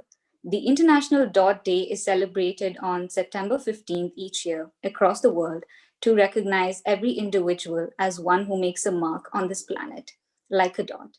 So to uphold the essence of Dot Day, people across the world create wonderful dot paintings like the ones that you see on the screen right now. For the symposium, I organized a virtual workshop this year since it was online to spread awareness about International Dot Day and encourage students to produce dot paintings. What you see on the screen are some wonderful examples of paintings turned in as part of the workshop. I also initiated a few discussions about supporting each other's identities as members of a shared society. In the workshop, many participants highlighted the importance of empathetic connections and eradicating stereotypes. I was very glad to learn that many young people today have ideas that can contribute to building an inclusive society. I believe that working together will help us in the economic and ethical progression of humanity. Thank you. Thank you so much, Janani. I think it's great because the right conversation about inclusivity needs to be done at the school level. I remember in my own school when I was a high school teacher, we started an initiative called the Open Forum, and the tagline was "Speak so that I may hear your voice." And it was very important that every child gets an opportunity to voice their opinion, whether it is about gender inequality or whether it is about now moving on to the LGBTQ community. So here I like to bring in, last but not the least, Ananya. Ananya, I understand that it is a very sensitive topic. I do not know whether a lot of schools or a lot of students are really, ready to talk about this, but I know a good start has been made, and it's very inspirational that you actually founded an organization to talk about this. So please tell us more about your initiative. Thank you so much. A big shout out to IC3 for allowing me to put forth my proposition. So hi everyone, I am Ananya Bhattacharya, and I run an organization which is called The Sky's Ours, where our main focus remains on raising awareness about preventive mental health, whilst battering, various myths about numerous mental disorders. Since mental health conditions aren't considered as real health conditions in many places, which is quite surprising because being healthy in itself means physical as well as mental well-being. I also do take workshops, and I have my own podcast called The Voices of Reality, where I also debunk various myths which are in regard with mental health conditions. For example, I had students who confused bipolar disorder with split personality disorders, with the podcast episode, especially to clear that out. Apart from this, I also do conduct live sessions on LGBTQ or queer sensitization, which we tend to make superbly interactive because usually, do these sessions in the form of roundtables, incorporating members of this particular community. I also am a huge critique of the concept of coming out.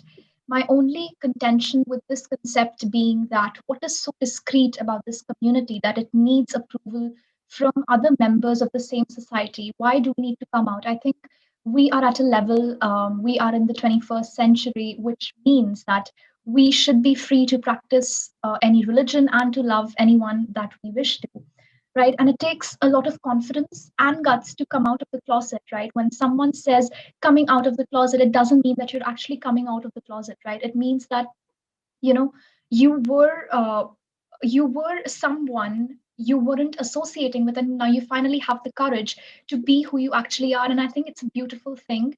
And I would encourage everyone here, I think there are over 200 people, which is highly commendable, I would request everyone to please think this through and be a bit more accommodative and inclusive in accepting all of these people, because finally we all are humans and we have nobody but ourselves and each other. Thank you so much.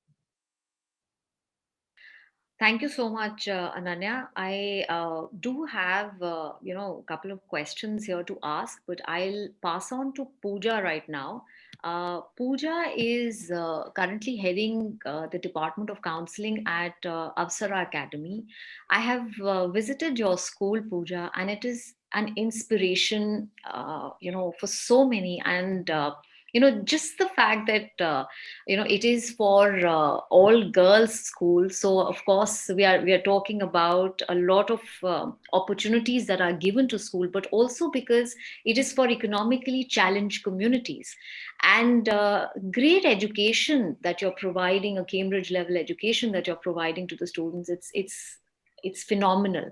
So tell us more about what the school is all about, and what it oversees for girls and of course the future generation altogether. Sure. Thank you so much, Anjali. And a very big thank you to all of us speakers today. I think you've left all of us even more optimistic and inspired. Avsara Academy is an all-girls leadership institute for students across diverse socio-economic backgrounds.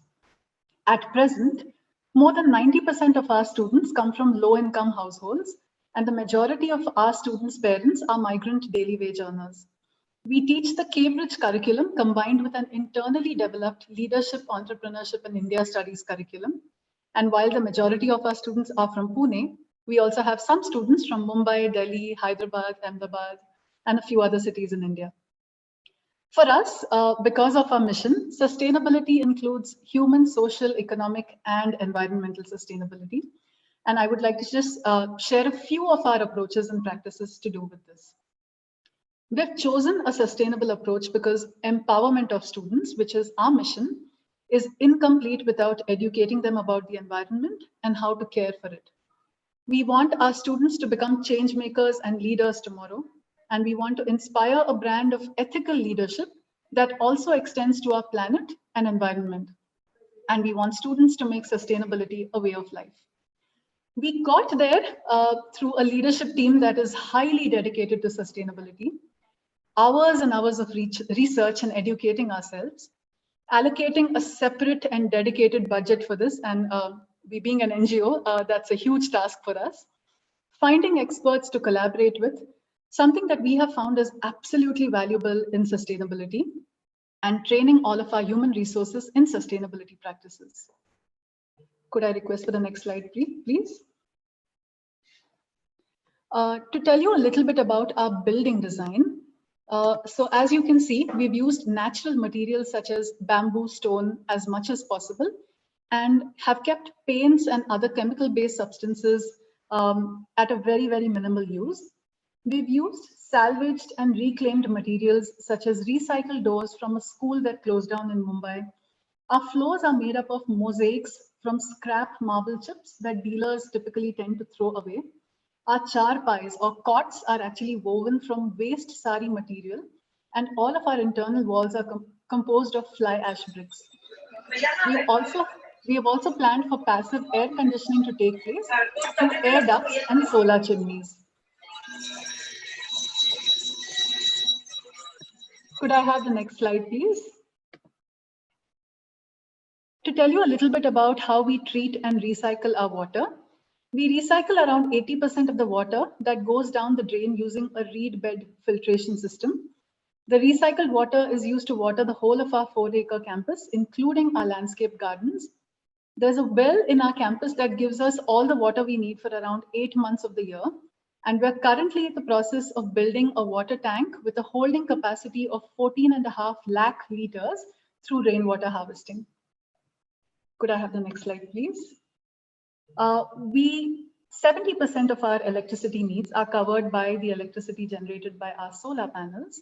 And within the next 6 to 8 months, we plan on adding a few more units. And we predict that this will help us generate an excess of electricity that we might even be able to give back to the grid. Next, please. We segregate all our waste and we send our plastic as well as e-waste for recycling. We grow our vegetables on campus and all of our food waste is turned into manure. Next, please. Coming to sustainability in education. Now, in order for us to be true to our mission of empowering girls, it's important for us to make learning accessible to all our students. When the pandemic hit and physical school had to be closed, we formed a response team to brainstorm and implement solutions to the many obstacles that COVID brought with it. Some of our responses included entering into relief work. We realized that it was unfair to expect our students to learn if their families did not have their basic needs met with. We identified families who were in need of assistance in the form of dry rations, medicines, and other necessities and helped them with them. We conducted comprehensive surveys every few months to find out how our students and their families were coping, which part of the country they were in, the kind of devices and internet available to them. We then started an asynchronous model of learning as our students had very varied daily routines and multiple responsibilities. So this model allowed them to access content as per their convenience and ability. We retained all of our socio-emotional support structures such as advisory, counseling, grade level seminar, and made sure to have individual check-ins with each of our students on a regular basis. We refurbished smartphones and handed them over to students who did not have devices with them. And at the very beginning of the lockdown, we started to issue data packs on a monthly basis to each of our students. As device and internet issues reduced, we introduced synchronous sessions, and students have reported a significant increase in motivation, energy, and quality of learning through these sessions. Today, we have successfully completed 2 weeks of reopening our physical school for our high school students using the cohort or biobubble model. What has made all the difference is constantly communicating with our students and understanding their needs as well as their families and responding accordingly. And our students today are in the process of preparing for their IGCSEs and A-levels. Next slide, please. A big thank you to IC3 and to all of you. We know that our work at Avasara is far from over. In fact, this is just the beginning. We are excited to keep persevering towards our mission of empowerment, of which sustainability is and will always be a big part. Thank you.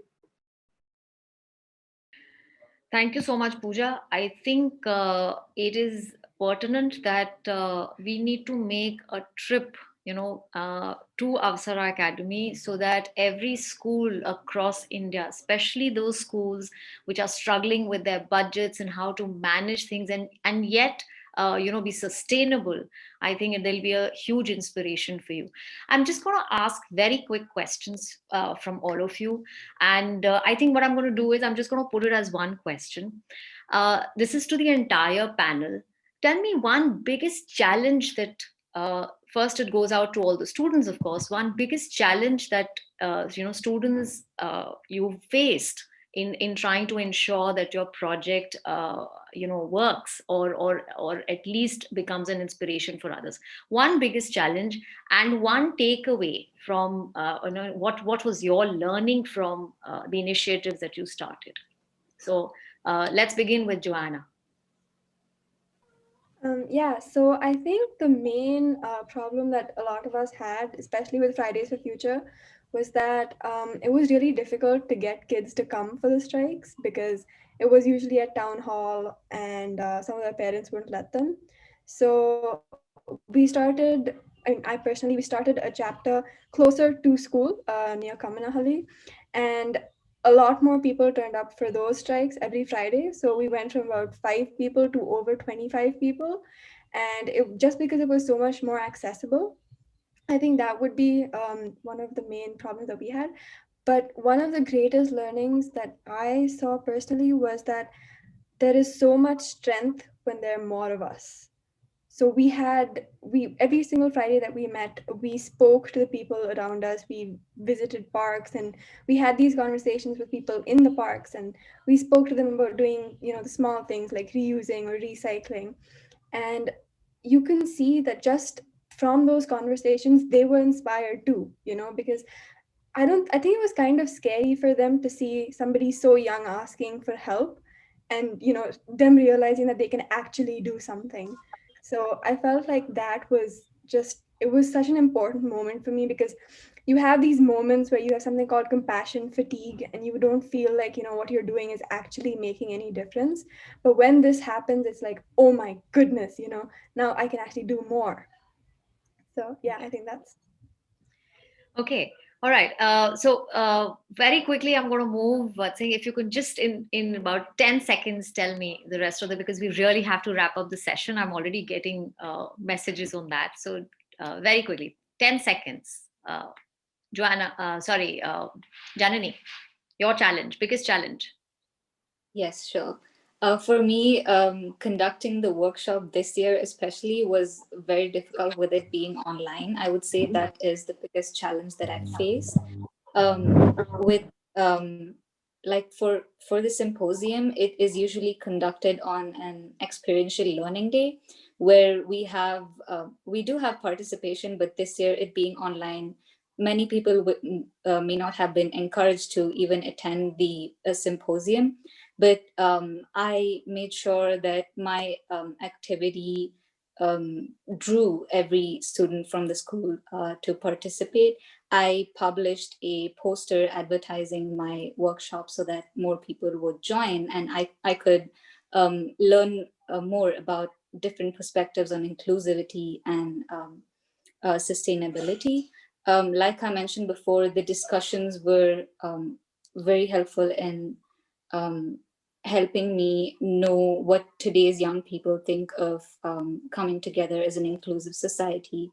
Many of us thought that each person must be able to express themselves while not being judged by society. And that is exactly what my DOT initiative is also a symbol. Yeah. Thank you. Ananya? Well, I'd say that my biggest strength so far has been the community itself, the LGBTQ community itself. Since I spent a lot of my time with them, I felt that there was somewhere a lot of love, and somewhere they were so happy to finally see so many initiatives which were being brought up for their welfare and well-being. So I think that is the biggest strength. The smile on each of their faces was absolutely amazing. I think the biggest challenge for me was somewhere finding acceptance from my peers, since most of us are at an age where we are really rallying for mainstream issues, and LGBTQ sadly doesn't make it to the mainstream agendas in our country. So I think we're finding acceptance among my peers, among my teachers, because my school isn't really a fan of all this. So I think that, and also finding audience to talk about all this. So I'm eternally thankful to this platform for giving me this opportunity to express myself the way I really wanted to. So I think that's all. Thank you so much. Last but not the least, Jaya, very quickly. I think the biggest challenge was continuing with this initiative during the COVID time, because a lot of our timeline and installations stopped because people were obviously scared to, invite us, also the plumbers, into their homes. So that was the first challenge. And generally also people were very, they doubted that if we actually install this prototype, will it actually make a difference? Because it's a very common thing and we don't really realize how much water is getting wasted from that small pipe, which we just, put in which expels the water, because we don't pay attention. So I'll just quickly wrap up. That was the challenge, convincing people to get the installations done, and COVID time, the lockdown. That was all, but it was a really big learning experience for me, obviously, yes. Thank you so much. Thank you for sharing your stories with us and your initiatives. I think I'm going to end with a very inspirational message that Huron's president, Dr. Barry Craig, gave once, and I'm going to quote here. He says, "Our world is crying out for leaders who are not only intelligent, but also use ethical strategies for bringing the best out of the people and environments they encounter. To address our world's significant challenges, we believe a well-rounded education supplemented with a focus on compassionate civic engagement is the way to bridge the gap between students' drive to be successful and their desire to act from a place of care and integrity." And if we have students like you, and if we have inspirational faculty like Pooja and Shikha, I am sure that we will achieve what we set out to achieve in the SDG goals. Thank you so much, the entire panel, and I pass on back to Jim and Lucian. Thank you. Thank you, Anjali. Thank you to the students. That was clearly the highlight of the evening for me, hearing about all the wonderful work that you're doing. You're so inspiring. I hope that everybody who's been listening in can think about ways to come back again to your schools and communities to feed off of the 3 sessions we heard tonight. So to all of our speakers and moderators, thank you so much for volunteering your time, for putting this thought and effort into such an important topic. I want to say a few words about the IC3 Sustainable Development Committee. We are new to the scene, as it were. We've only been live within IC3 for a few months, and we have big plans. So we really want to make sure you all in this community have resources to access. So to the point of some of the questions, which unfortunately we can't answer one by one, they're very specific questions, some of them. For example, where can we find resources connected to session 1 and the UN, as Samarth had mentioned? We want to be posting that online. IC3 and its website will become a place where you can go to access free resources around sustainable development. In the spring, we're planning to hold a full-on professional development session. The Professional Development Committee of the Sustainable Development Committee is going to be working with our colleagues who focus on either climate action or reduced inequalities within the SDGs to bring you more sustainable development related professional learning. We realize that there's so much to learn. I think one thing that you may have taken away from tonight is the breadth of the SDGs. There are 17 of them. They are not, as maybe myself, when I first started learning about them about a year and a half ago, do not just apply to the environment. We see things like education, gender equality. There's so much to think about. But as I think was stated over and over again tonight, they're all interconnected. So to learn about this within the SDGs and then to apply it to your professional context is really important. One piece of advice that Rajesh gave us, actually, I think in one of the meetings, the preliminary meetings of this event, was to think about the SDGs as a framework for whatever you might apply it to in your life. So the SDGs can become a framework for doing strong counseling or whatever else it is that you want to take into account from this evening. So thank you all so much for joining us. We really look forward to bringing you more from the Sustainable Development Committee. I will turn it over to Jim for final words. But again, from the bottom of my heart, thank you to everybody, especially our students who presented this evening.